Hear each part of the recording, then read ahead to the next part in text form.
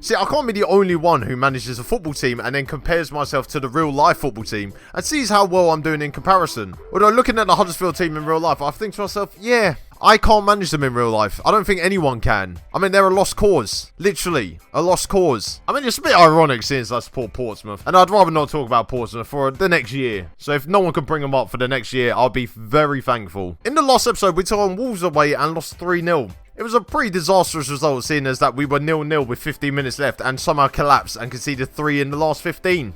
That seems to happen quite often in the save. We seem to be looking very good, and then suddenly something happens, and then it all collapses around me. So following the Wolves defeat, we took on Liverpool away at Anfield, and it was an embarrassing scoreline. We lost 5-0. We were 4-0 down at half-time. I'd rather not talk about it.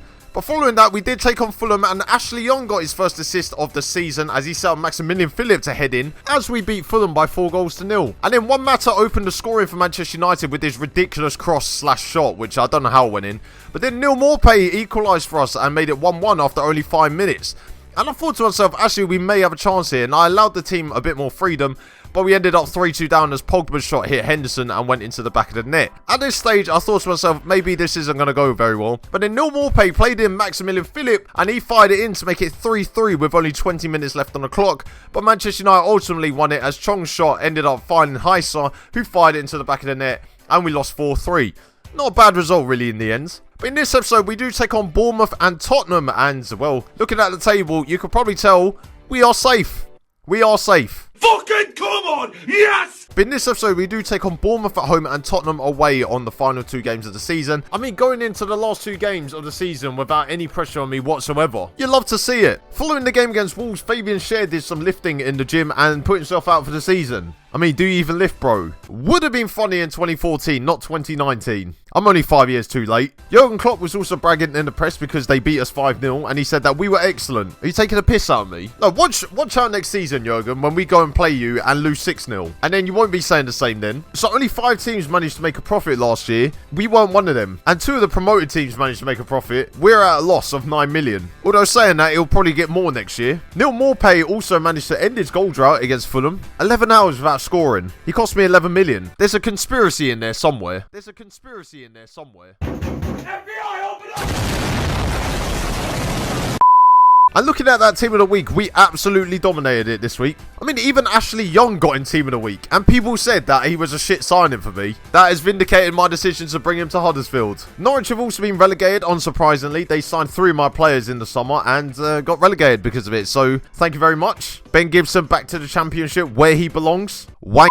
But then Norwich went and beat Man City after getting relegated. How does that make sense? Following our 4-3 defeat away at Manchester United, Ole Gunnar Solskjaer praised Maximilian Phillips in the press and said that he was a very, very good player. So that means Maximilian Phillips is now on his way to Manchester United in the summer, isn't he? Southampton have avoided relegation, which has also ruined the series for me. Ashley Young is also retiring at the end of the season. Those 7 months he's given me have been absolutely sensational. I mean, he wasn't registered for the first month, but the 6 months after that were very good. He played like 4 times and got in team of the week once. So all in all, it's been a very successful spell here. Maximilian Phillips also got named in 3rd in Player of the Month for April after his 4-goal haul. World-class signing once again by me. And he's definitely not going to score anymore this season, isn't he? But now we move into our game against Bournemouth. Now, I've selected the same formation that we played away at Manchester United in the 4-3 defeat, which is a straight 4-4-2. Oxlade-Chamberlain, who started last game in the right mid spot, will play in centre midfield alongside Sergi Samper. Chancel Mbemba replaces Fabian Schär, who's out for the rest of the season.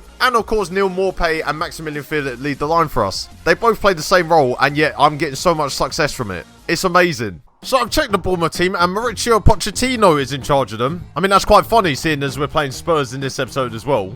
I mean, it's not really that funny, to be fair. All I want really is a good performance against a team that we don't do too well against. We've got a few victories here and there against them, but we normally get battered by them. After about 2 minutes, Heinemann found Callum Wilson and he fired into the back of the net. 2 minutes. It took 2 minutes for us to concede. I know we're on the beach already, but Jesus Christ. At least put some effort in. A few minutes later, Max Phillips played the ball over the top for Neil Maupay and he ran for a goal, but his shot was well saved by Begovic and it was cleared.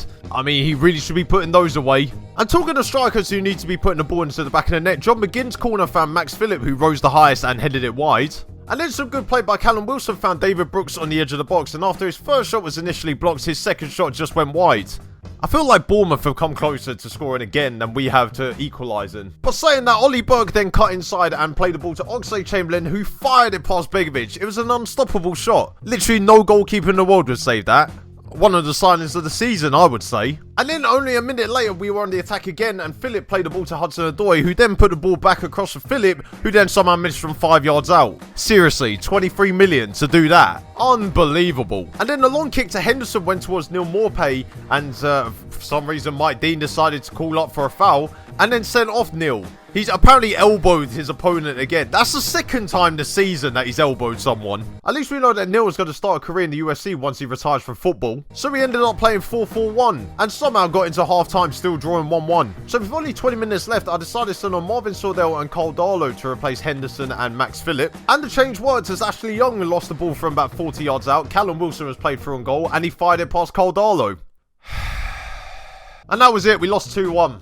What do you expect anymore? So Arsenal did clinch the Premier League title this season, and I probably will take some credit for it for the 6 points I gave him this year. And Neil Maupay has also been suspended for 2 games, so he's out for the rest of the season. Crystal Palace also got relegated, which is great news for me because at least now I don't have to play him next year and somehow managed to lose a game that I was winning with only a minute left. Although knowing my luck, I'll probably draw him in the FA Cup and they'll do it again to me next season. Cole Darlow is also injured for 7 weeks, and that means he's out for the season as well. A great 20-minute cameo against Bournemouth, conceded, and then gets injured for the rest of the year. So, well done, Cole. So, according to Goal.com, Ollie Berg should be recalled to the Scotland team because of his impressive form for us. And I thought, yeah, he's not been too bad for me lately. I mean, he's been scoring here and there. Until I checked the stats and noticed that he's not really played that much recently. I always seem to sub him off, and he's played the last 3 games. He's got an assist in the last 2, though, so... But, I mean, anyone could walk into the Scotland team nowadays, like my nan, and she's 84. Neil Maupay has also got his ban extended for another 2 games. Great, so I don't have him for the first 3 games of next season either. Gonna have to go out and buy another striker now.